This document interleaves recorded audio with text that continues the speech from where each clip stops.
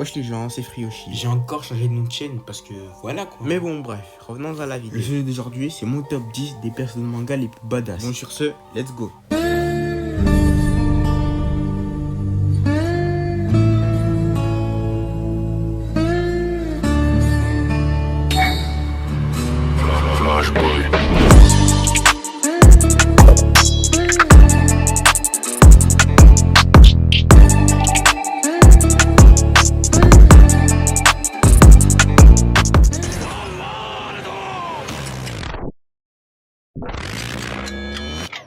En 10ème position, on a Levi dans Black Lagoon. C'est une des mercenaires de l'équipe de Dust qui prend plaisir à tuer ses ennemis. Avec son allure de bimbo gros sein, elle incarne cette image de femme fatale. Toujours un sourire narquois au coin de la bouche. Elle est vulgaire et assez violente. Et ses aptitudes physiques ne sont pas en reste, se faisant appeler Tsuhen car elle manie deux guns en même temps avec une habilité folle. C'est une casse-couille, ce qui attire les ennuis au groupe la plupart du temps. Pour elle, tout ce qui compte, c'est l'argent. Je veux mon argent!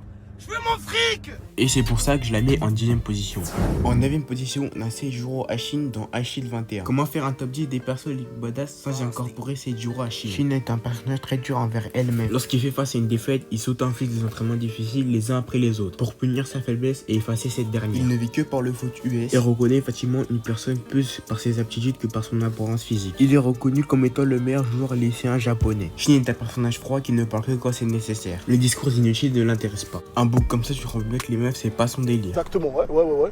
T'es bien renseigné, toi. Toujours un air sérieux, les sourcils froncés, la mâchoire serrée. On dirait il va aller aux toilettes. Cette attitude type du personnage badass se justifie par une force extraordinaire, une vitesse inégalée jusqu'à l'arrivée d'Hachid 21 et un talent taillé comme un diamant. Et c'est pour ça que je le mets en 9ème position. En 8ème place, on a Aomin Daiki dans Kuroko no Basket. Aomin Daiki est le premier personnage qui a vraiment retenu mon attention dans les premières saisons de Kuroko no Basket. C'est un joueur à la fois habile et puissant. Sa puissance est telle qu'il est considéré comme étant invincible. Lorsqu'il est sur le terrain, son niveau de jeu est beaucoup trop élevé. Lui-même le ressent et prend moins du plaisir à jouer. Ainsi, il ne s'entraîne plus pour ne pas prendre trop d'avance sur les autres joueurs. Malgré cela, le fossé entre ses adversaires et lui ne change pas. Il est le talent à l'état pur. Toujours un visage fermé, tout l'agace, comme un vrai tonton congolais. Mais lorsqu'il est sur le terrain, et surtout face à un adversaire de son envergure, il arbore un sourire de satisfaction assez flippant. Et c'est pour ça que je le mets en 8ème position. En 7ème position, on a Roy Mustang dans Full Metal Alchemist. Roy Mustang est un alchimiste national, maîtrisant la chimie des flammes. C'est un militaire devenu colonel très jeune et respecté par ses subordonnés. Malgré son côté coureur de jupons, il est en réalité un homme plein d'ambition, visant à réformer l'armée et lorgnant la place de généralisme. Il surveille aussi de très près les frères Eric et entretient une relation étrange avec Risa Okai. Ce personnage, malgré son côté comique, contient beaucoup de tristesse en lui concernant le fait qu'il culpabilise d'avoir participé à la guerre d'Ishval et le massacre qu'il a fait là-bas. Roy Mustang aussi très sérieux dans le combat qu'il a eu contre Envy. Il montre tout ce qu'il y a de plus badass chez lui. Et c'est pour ça que je le mets en 7ème position. En 6ème position, on a Grimmjow dans Bleach, 6ème espadon de l'armée des Arrancar. Il est aux côtés d'Ultura et d'Aizen, comme l'un des trois antagonistes principaux d'Ichigo et un ennemi central de l'arc Arrancar. Tout en paraissant comme un individu décontracté, Grimmjow possède une personnalité brutale, impulsive et excessivement violente, à côté de son caractère bien trempé. Cependant, en dépit de son agression et sa soif évidente de sang dans la bataille, Grimmjow possède une ruse sauvage et un talent pour exploiter rapidement toute ouverture que son adversaire révèle. En outre, il est sarcastique et tout à fait sadique, révélant un sourire psychopathe ou des rires maniaques quand il est excité. Il est aussi très agaçant et très irrespectueux. Un beau fils de pute, celui-là. Grimmjow affiche peu de respect pour l'autorité et dit tout ce qu'il pense, peu importe si oui ou non cela est approprié.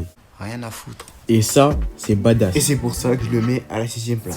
En 5ème position, on a Tsunade dans Naruto. Tsunade est l'une des familles légendaires de Konoha, considérée comme la plus forte des Konoichi et la plus grande ninja médecin. La mort répétée des heures qui lui sont chères fait que Tsunade abandonna la vie de shinobi pendant plusieurs années. Elle fut finalement persuadée de retourner à Konoha et devint le 5ème Hokage. Tsunade est sûrement le personnage féminin le plus badass de Naruto. La meuf devient Hokage parce qu'elle déchire grave. Elle est d'une puissance démesurée et un charisme de fou. Mais surtout, c'est à elle qu'on doit la patate de forain lorsqu'elle affronte Orochimaru. Et que ce dernier essaie de la choper avec sa langue toute dégueulasse. Et juste pour ça, je la mets en 5ème position.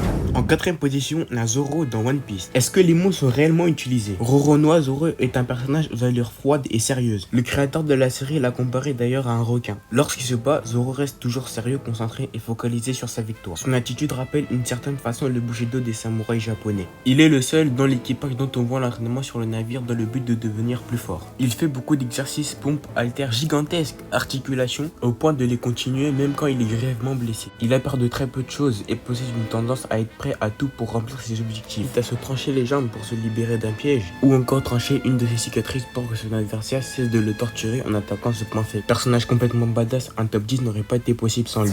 En troisième position, on a Meruem dans Hunter x Hunter. Meruem, dit aussi le roi, est le roi des Chimera. Il est également le plus puissant de son espèce. Il possède sa propre garde rapprochée avec Pito, Ufu et Youpi. Meruem est d'abord vu comme un être cruel, prétentieux et dominateur. Mais évolue peu à peu, il commence à jouer à quelques jeux pour les humains, affrontant les meilleurs joueurs du monde. Puis, une fois battu, il les tue. Il est froid, réfléchi et très calme, ce qui lui vaut cette image badass. Car il possède avec ça une puissance colossale à tel point que ça va se poiler. S'il n'avait pas été tué par empoisonnement, honnêtement, je pense que personne n'aurait pu le battre. Mais bon, ça c'est un autre débat.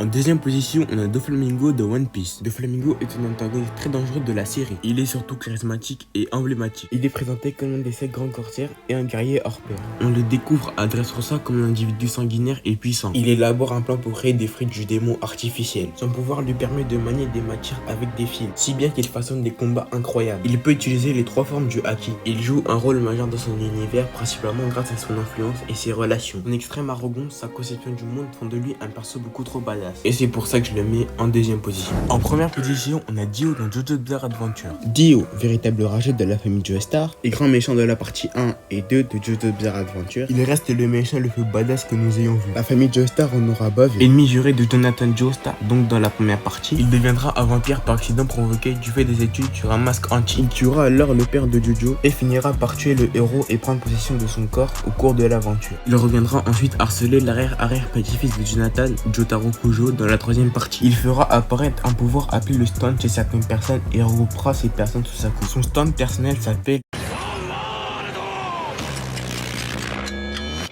il lui permet d'arrêter le temps pendant quelques secondes. Dio, personnage beaucoup trop charismatique et pour moi l'antagoniste parfait que tout manga aurait besoin. Et c'est pour ça que je le mets en première position. Et voilà, c'est la fin de la vidéo. Like, commente, partage, tu connais la chanson. Sur ce, à plus frérot.